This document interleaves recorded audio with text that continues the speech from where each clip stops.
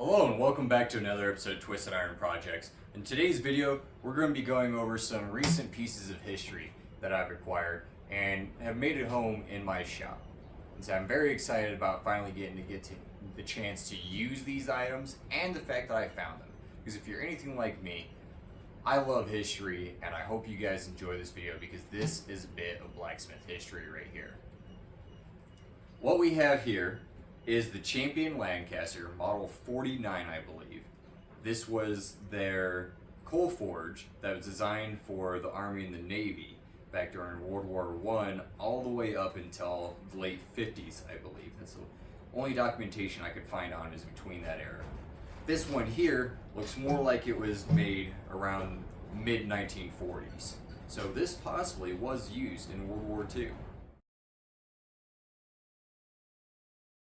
During those times, such as World War I, World War II, even the Korean War, we still used horses every now and then. Korean War, not quite as much, and same with World War II, but definitely in World War I, they were used quite a lot. Between hauling equipment, hauling men, they were very important. One of the things about horses, you got to maintain their feet, or their hooves. And so having a farrier on hand was a huge advantage during the war. Keep your horses well shod and taken care of. They take care of you and can move everything you need. And so that's really a big important piece, a part of being a blacksmith during that time frame. But with that, you need to be mobile. You need to be able to move around with the military.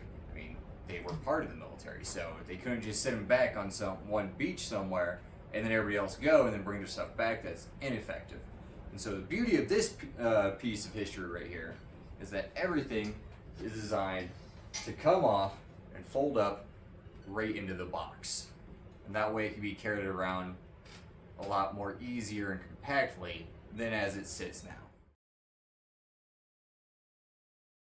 If you're looking at getting one of these and you find one but you're not too sure how everything works, typically they're really simple. And everything's just kind of a slide apart type system.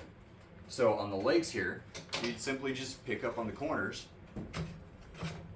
slide the legs off, and then put them in the box. And assembly is just as easy as that as well. Everything is meant to slide apart. Maybe a little stiff, but it gets there. As for the blower, which this is a hand crank, gear-driven blower. In this, I do use gear oil. Some people use grease, but I found gear oil is probably the most effective for all my blowers that I have. But to take it apart, you got a lever down here, give that a couple of cranks, and that releases a clamshell that holds the blower into place. A little bit of brute force, give it a good smack, and off it comes. Now the tweer, this is a piece that I thought was extremely interesting on how it came apart. So let me change up my camera to give you guys a better view from underneath, because this is really neat.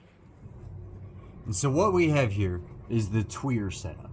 And it does come with a slide open ash dump.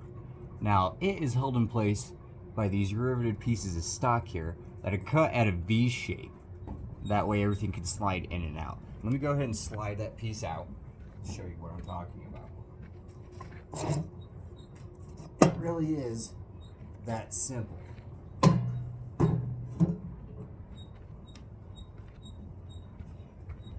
And then if I move you up a little bit closer, you'd see that V cut.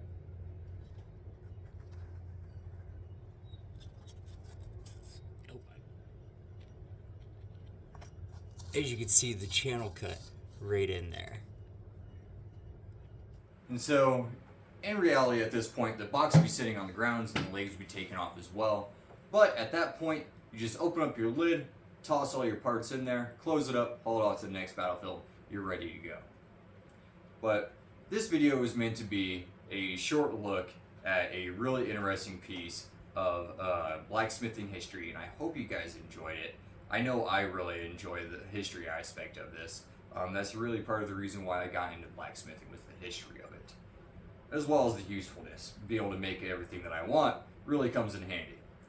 But now that work at my job has settled down a little bit and things at my ranch have kind of settled down a little bit, I'm able to get back out here and start working the forge again. And so I've got some really cool projects coming up. I hope you guys are going to enjoy them. I hope you enjoyed this video. If you did, make sure to leave a like, share, and subscribe.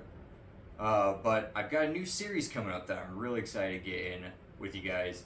And so make sure to stay in touch. Look out for those videos. And I will see you in the next one. Stay classy. Party on.